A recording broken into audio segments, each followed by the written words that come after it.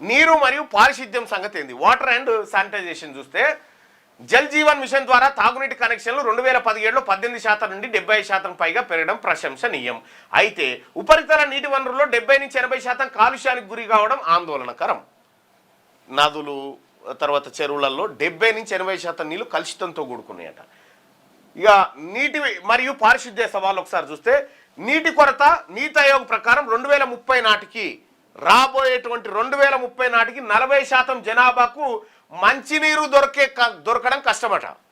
మంచినీళ్ళు దొరకడం కష్టం.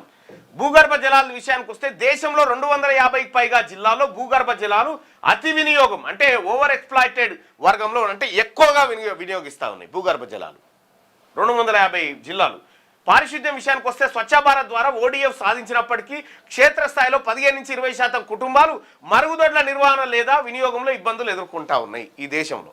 ఇది పారిశుద్ధ్యము నీళ్ళకు సంబంధించినట్టు తాగునీటికి సంబంధించినటువంటి అంశం.